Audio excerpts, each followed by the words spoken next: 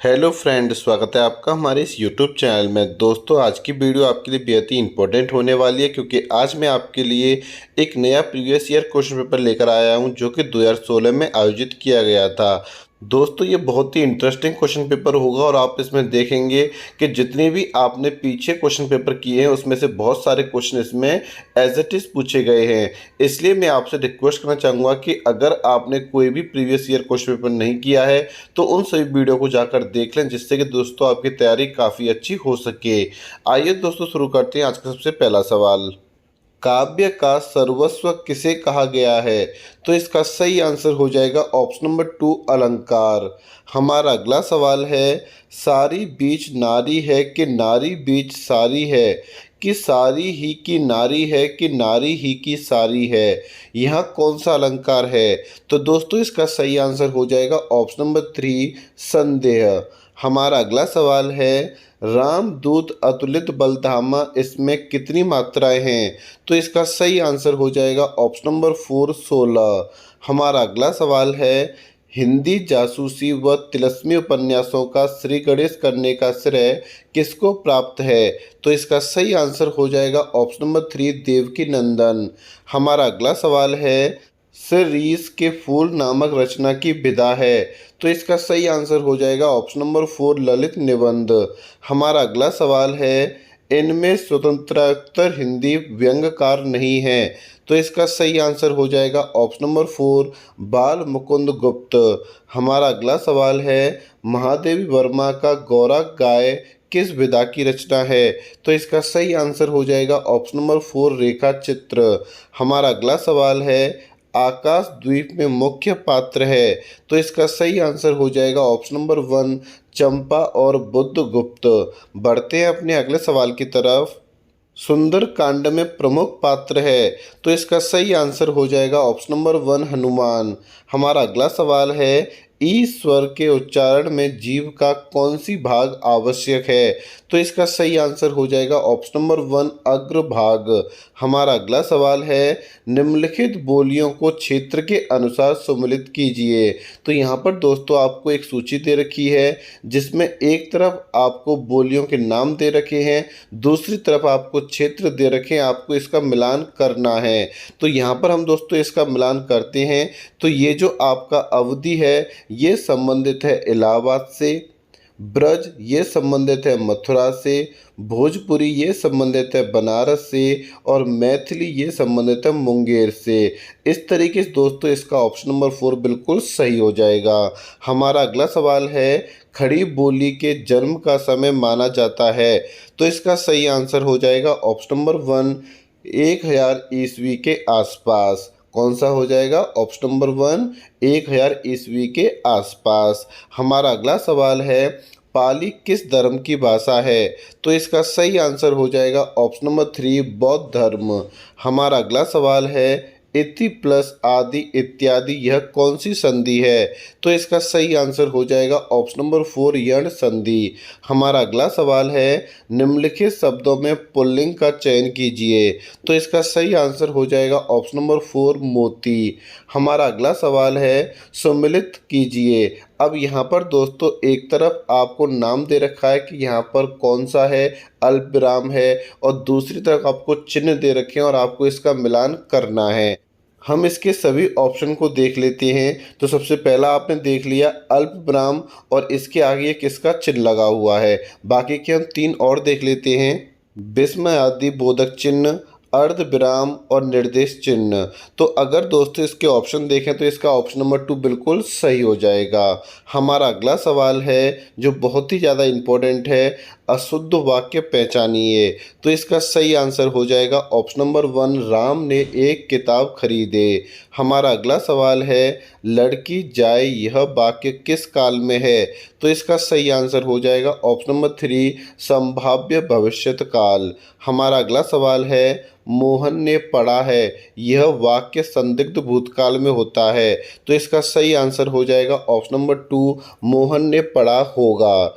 हमारा अगला सवाल है इनमें से जायसी की रचना नहीं है, तो इसका सही आंसर हो जाएगा ऑप्शन नंबर 3 इंद्रावती।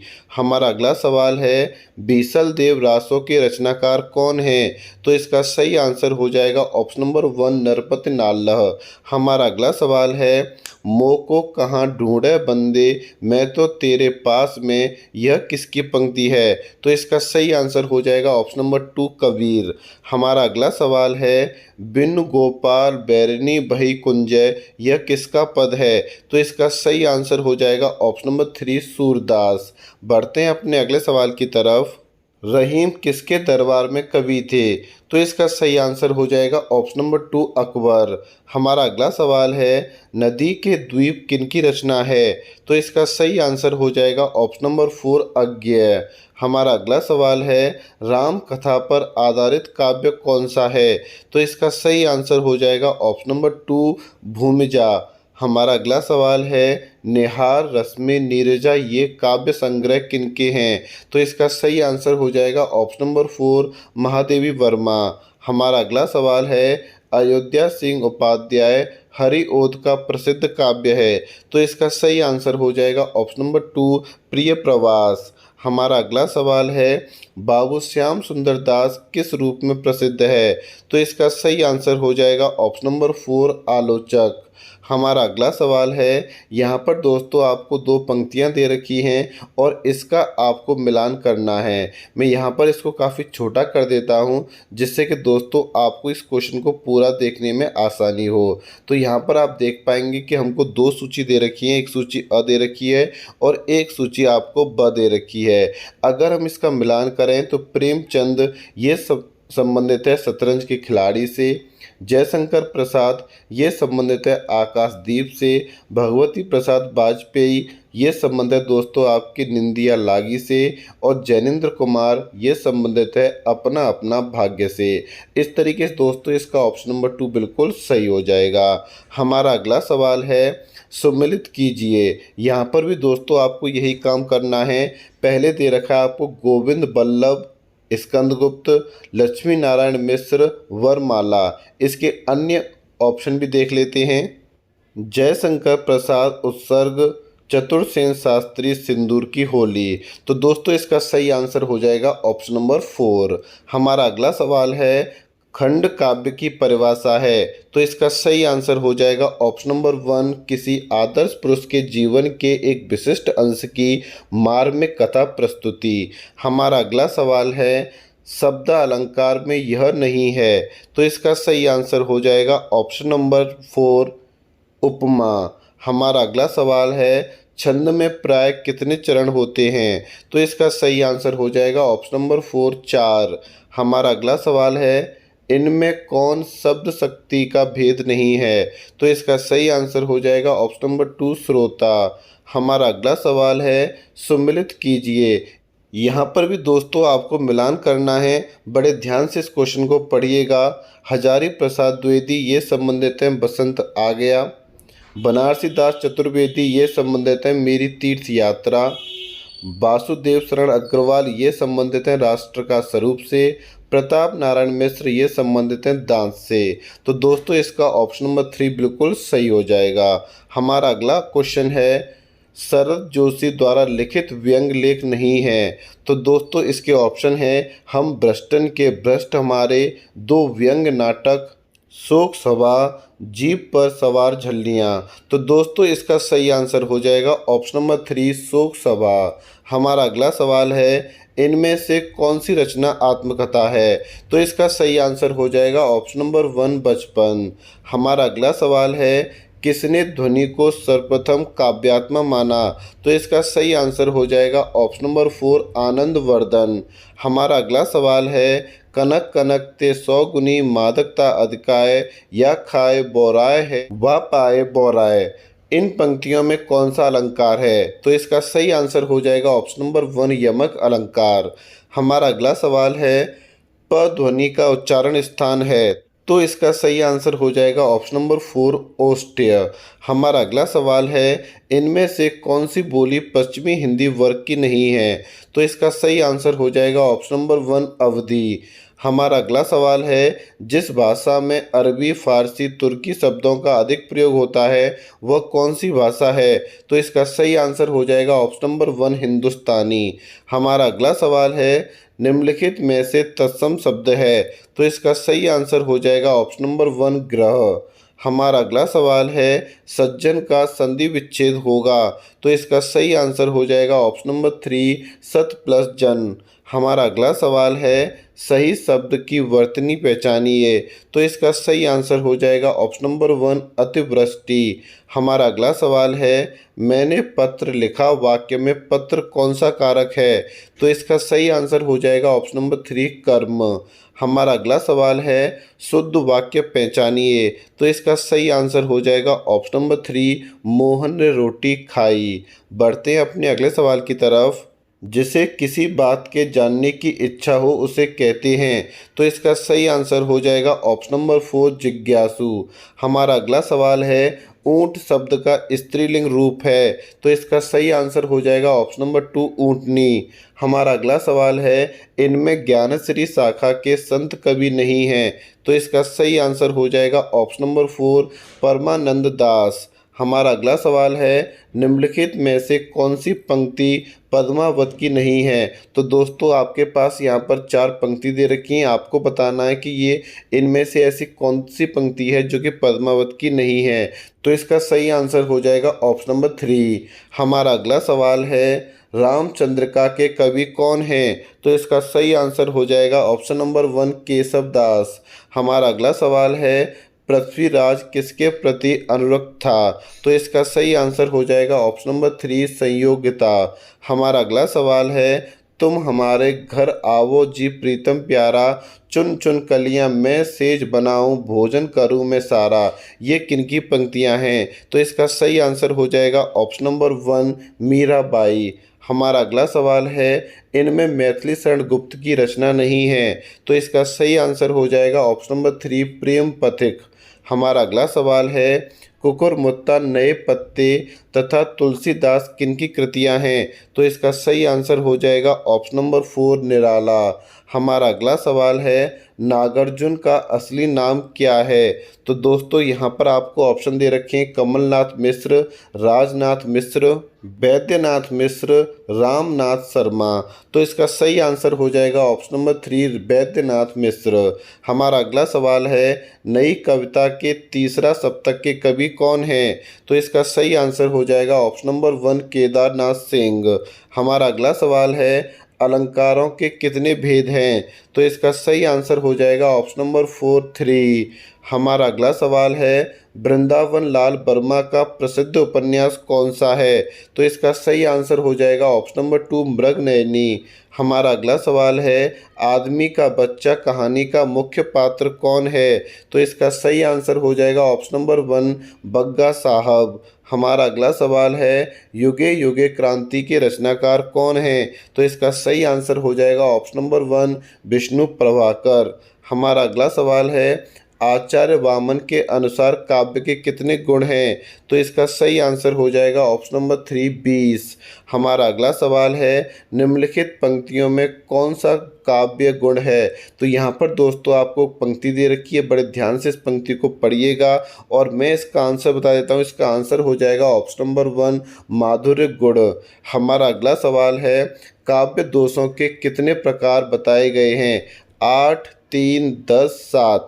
दोस्तों ये जो क्वेश्चन है वो आपका पेपर में गलत क्वेश्चन आया था। इसका सही आंसर आपको कमेंट बॉक्स में कमेंट करना है। अगर किसी को इसका आंसर नहीं आता है तो आप मेरे कमेंट बॉक्स में कमेंट कीजिएगा, मैं आपको इसके सही आंसर बता दूंगा। मैं आपको बता दूं कि इसके चारों ऑप्शन गलत हैं।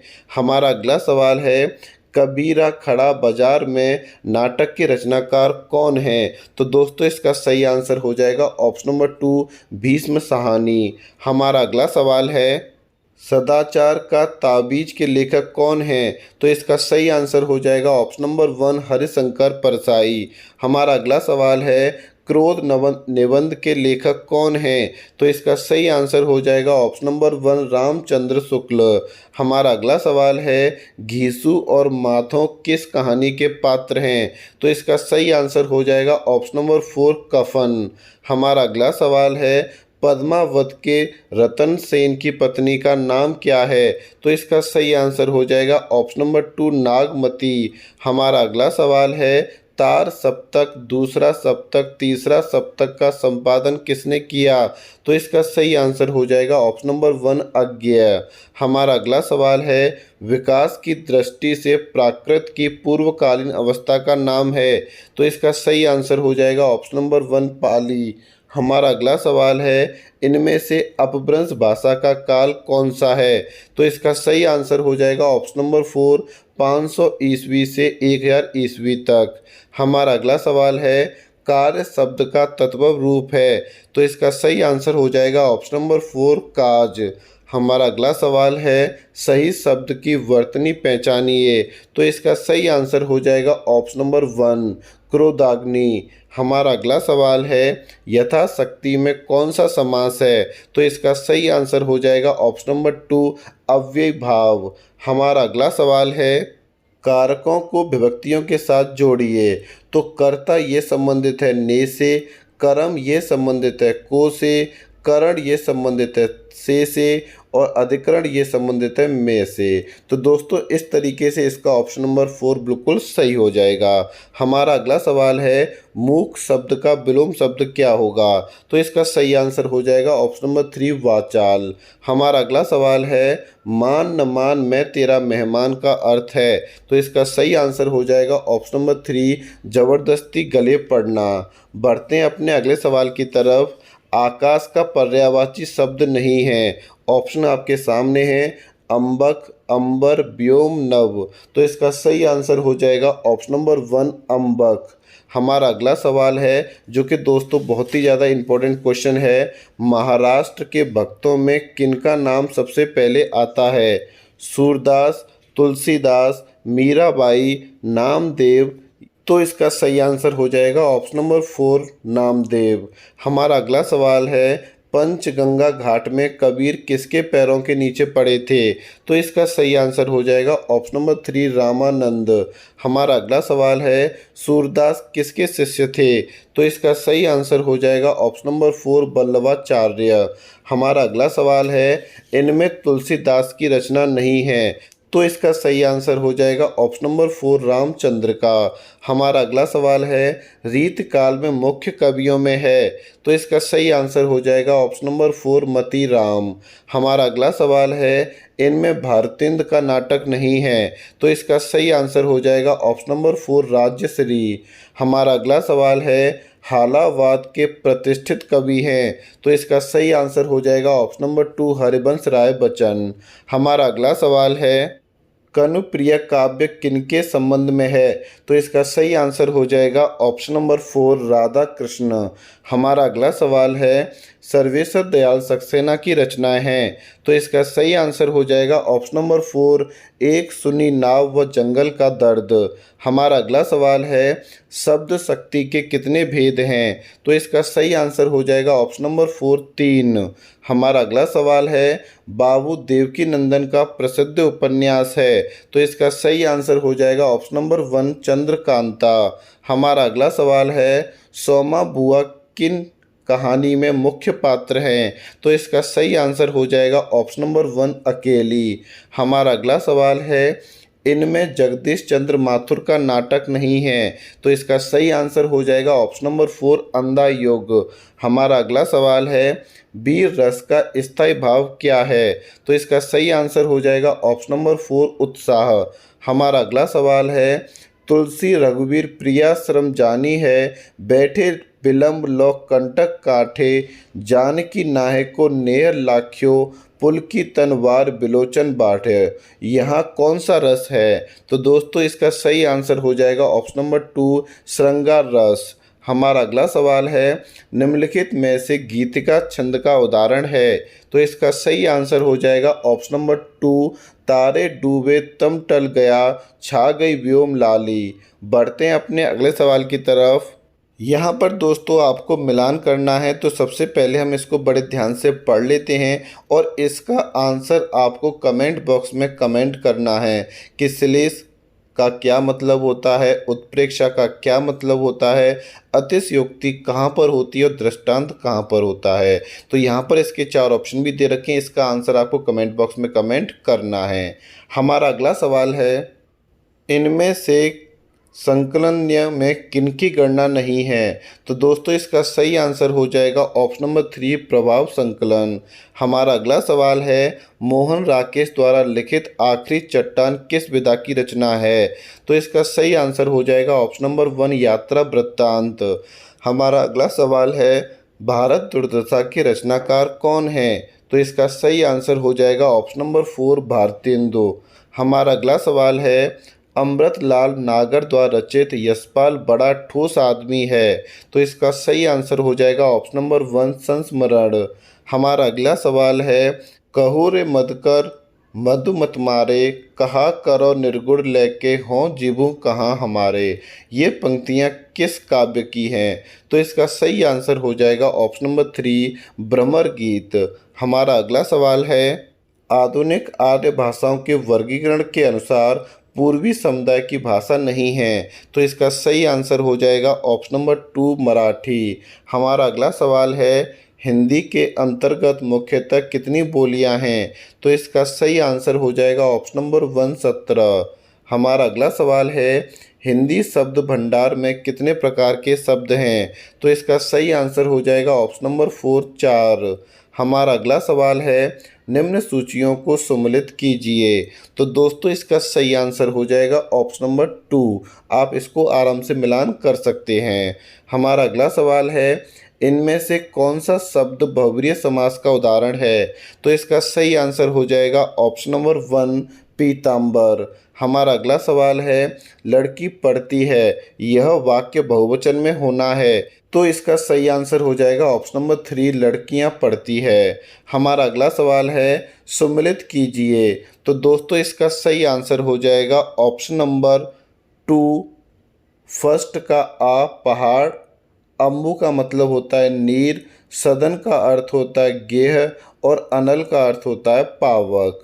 हमारा अगला सवाल है, यहाँ पर भी दोस्तों आपको मिलान करना है। टांग अड़ाना, इसका अर्थ है अड़चन डालना।